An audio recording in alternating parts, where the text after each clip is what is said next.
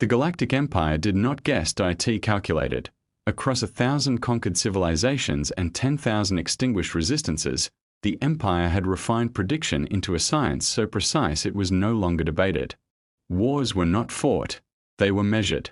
The moment a new species was encountered, its lifespan as an independent entity could be expressed as a sequence of numbers: industrial output, cognitive adaptability, cultural fragmentation, military doctrine rigidity, emotional volatility.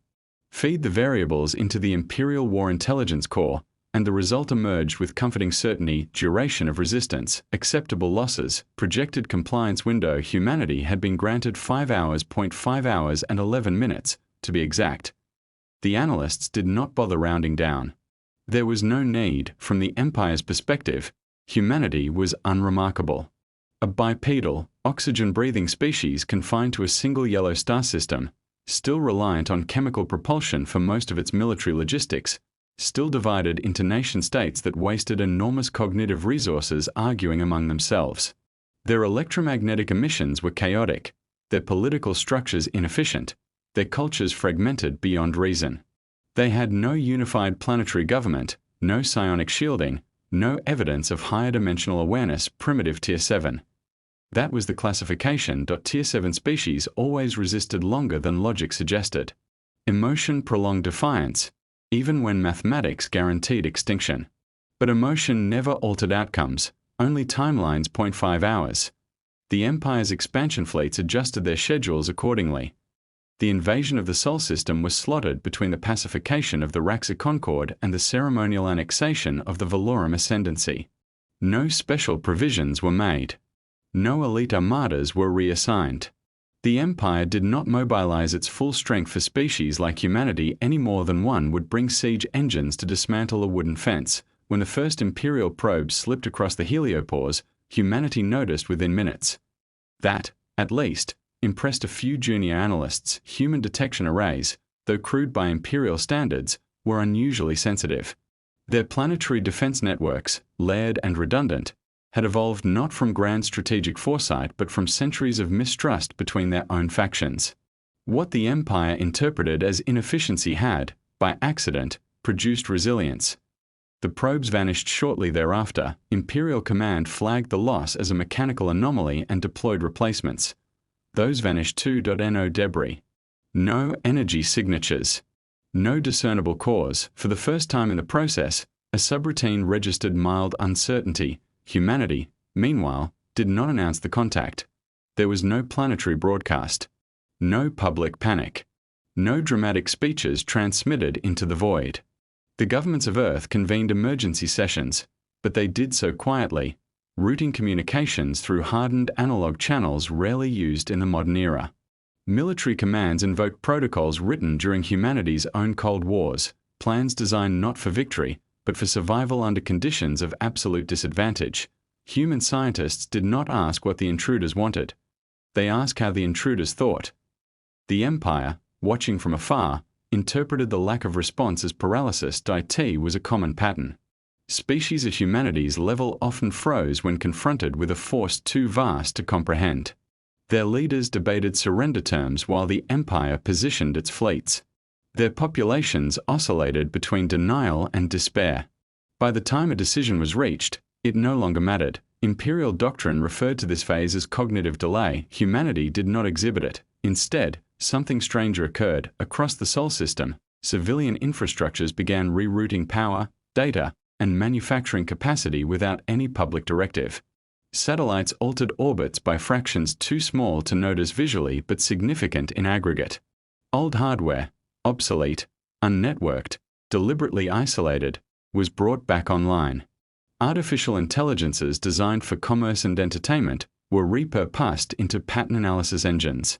Academic networks that had once competed for funding began sharing research without regard for ownership. No central authority commanded this shift. IT emerged organically, as if the species itself had recognized a familiar threat.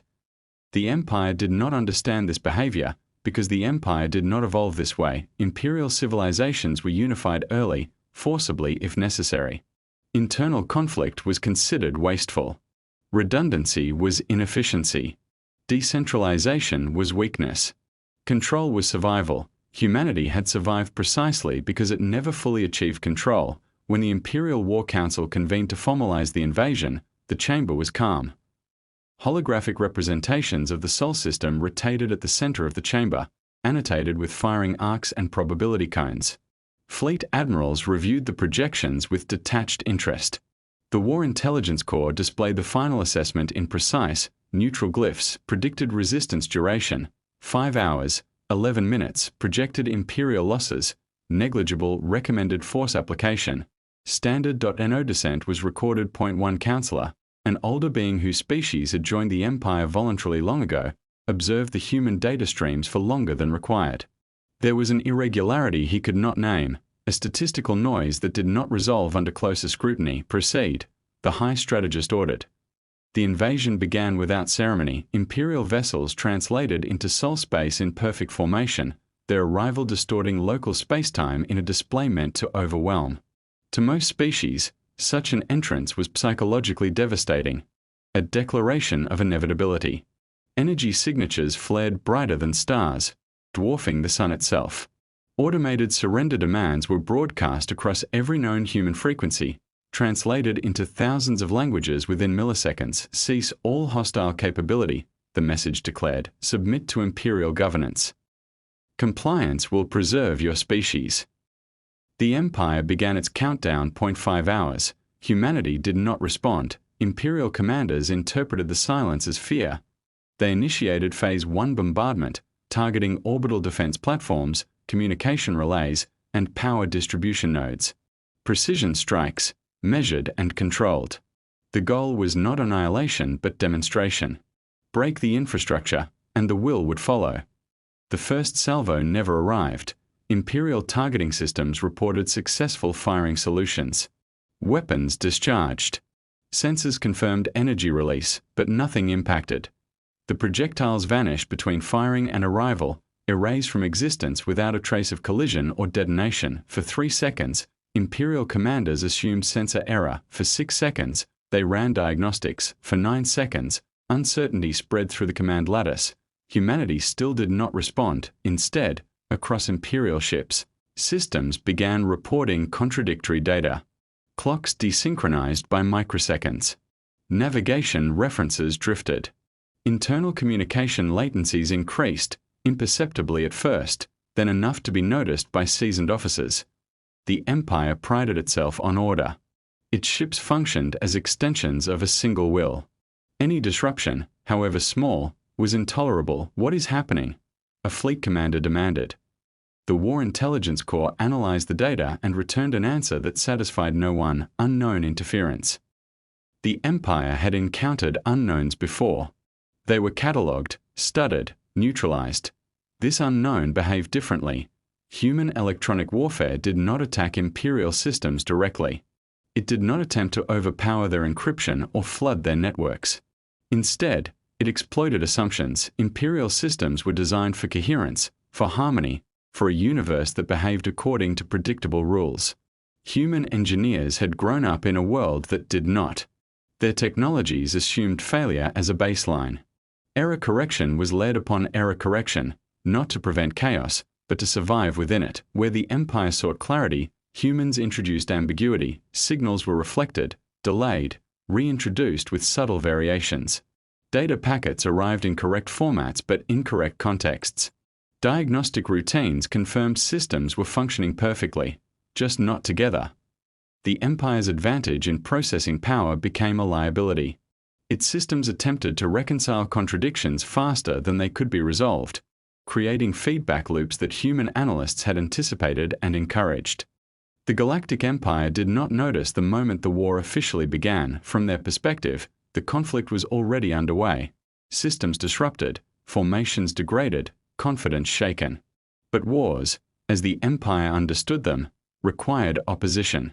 Fleets against fleets. Weapons against shields. A visible enemy that could be measured, targeted, and erased. Humanity did not offer that data precisely the moment the Imperial countdown crossed into its second hour. A signal propagated through the Empire's command network. It was not an attack. It did not overload channels or corrupt data. It was a simple synchronization pulse, subtle enough that most automated systems dismissed it as background noise. The War Intelligence Corps did not. The Corps paused. That alone would have been unthinkable days earlier. Imperial systems did not pause. They processed, adjusted, and optimized continuously, their confidence rooted in uninterrupted operation. But the signal introduced a paradox the Corps could not immediately resolve, a reference frame that assumed uncertainty as a variable, not an error. For 0.73 seconds, the Corps devoted its full capacity to resolving the contradiction. In that fraction of time, humanity took control of the war across the Sol system, devices long dismissed as irrelevant activated. Objects without power signatures, without energy emissions, without any features Imperial sensors had been designed to detect. They were not ships in the conventional sense. They did not maneuver, did not communicate, did not glow. They simply existed. Then they moved. The first minute passed without a single explosion. Imperial commanders watched their tactical displays with mounting confusion as icons representing entire battle groups flickered, then froze. Navigation vectors ceased updating. Relativistic drift calculations returned impossible values. Ships were not destroyed. They were misplaced, nudged out of alignment with the space-time assumptions that governed Imperial engineering. Human weapons did not target hulls. They targeted equations. The Empire had mastered energy projection, matter manipulation, and gravitational control within stable parameters. Humanity had grown up in a universe that refused to stay stable. Their science was built on edge cases, on what happened when systems broke, when assumptions failed, when reality behaved badly. Humanity weaponized that discomfort. Within 60 seconds, Imperial fleets found themselves unable to agree on where they were relative to each other. Formation coherence collapsed. Fire control solutions failed not because targets moved, but because distance itself became unreliable. A ship attempting to fire on a human orbital platform instead calculated itself as firing through its own escort. Automatic safeties engaged. The Empire's greatest strength, its caution, its precision, became a cage. The 90-second mark, the first Imperial commander attempted to reassert control manually, bypassing automated systems and issuing direct orders across hardened channels. The orders arrived. They were understood, they were obeyed, and they achieved nothing. Human interference did not. Block commands. It made them meaningless. Every instruction relied on a shared context that no longer existed. Advance assumed a forward direction. Retreat assumed a stable rear. Hold position assumed position itself was defined. None of those assumptions were valid anymore. T2 minutes. Panic entered the Imperial command lattice, not emotional panic. Imperial species were trained beyond that, but procedural panic. Systems escalated issues faster than doctrine allowed. Redundancy protocols triggered simultaneously, conflicting with one another. The Empire's layered control structures, once a marvel of order, began issuing mutually exclusive directives. Humanity watched this unfold in silence. There was no central human command center celebrating the chaos. No single strategist guiding the outcome. Humanity's response was distributed, adaptive, and indifferent to credit. The goal was not victory in the Empire's terms. The goal was inevitability. T2 minutes and 30 seconds. The Empire's primary quantum communication backbone fractured, not severed, fractured. Signals arrived out of sequence, or before they were sent. Causality errors rippled through the network, forcing automated systems into conservative fallback states. Fleets became isolated not by distance, but by time. An Imperial admiral, watching reports scroll across his display, realized with dawning horror that he was receiving casualty assessments from engagements that had not yet occurred, and orders responding to them. Shut it down, he commanded. The systems refused. T3 minutes, humanity spoke. The message did not come from Earth. It did not come from any ship or satellite identifiable as human. It emerged simultaneously across Imperial networks, translated flawlessly into every language, formatted to every protocol. It contained no threat and no demand, only a statement. You assumed we would meet you where you are strong. The Empire froze. For a heartbeat, even the failing system seemed to listen. We do not fight wars the way you do, the message continued. We do not fight for dominance, or territory, or efficiency. We fight for survival. And survival does not require symmetry. At that moment, Humanity unleashed its final measure. Objects previously catalogued as inert debris began to accelerate, not toward Imperial ships, but past them. Their velocities climbed, relativistic effects distorting sensor readings. They did not impact anything. They passed through carefully calculated vectors, their gravitational influence brief but catastrophic.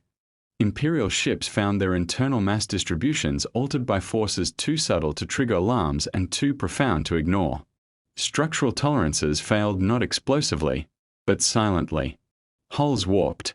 Internal compartments shifted by centimeters that might as well have been kilometers. Entire fleets were rendered non-functional without a single direct hit. The Empire's doctrine had never prepared for an enemy that refused to engage. T4 minutes. Retreat orders finally propagated. Clear, unanimous, desperate. Humanity allowed some ships to leave. Others found their exit vectors mysteriously unstable. Their drives unable to reconcile destination and departure simultaneously. They would drift, intact but helpless, until recovered, or stuttered. T4 minutes and 30 seconds, the Imperial War Council attempted to reassert authority. The War Intelligence Corps did not respond. The Corps was still processing the original paradox. At 5 minutes, 12 seconds, the last Imperial weapon powered down, not because it was destroyed, because it no longer knew what to target. The battle ended without a final shot. Earth remained untouched. Humanity did not pursue, instead, a final. Transmission spread across the Empire, carried not as a signal but as a pattern embedded in the very systems the Empire relied upon. You predicted our defeat because you measured our strength, the message said. You never measured our history. We learned long ago that the greatest threat is not an enemy, it is certainty. Across the galaxy, civilizations watched the aftermath in stunned silence. The Empire, which had never lost a war, had not been beaten in battle. IT had been outgrown. Imperial commanders faced inquiries they could not answer. Analysts found their models useless. The doctrine that had guided conquest for millennia was obsolete overnight. Humanity did not claim territory. IT did not demand tribute. IT did not join the Empire. IT simply returned to its world, its arguments, its imperfections. But from that day forward, every advanced civilization adjusted its threat assessments. Humanity was no longer classified by tier. IT was labeled with a warning. Strategic unknown. Do not provoke. And somewhere in the vastness of space, the Galactic Empire learned a lesson it would never forget. You can predict how long a species will fight. But if that species fights to end the war itself, 5 hours mean nothing. 5 minutes are more than enough.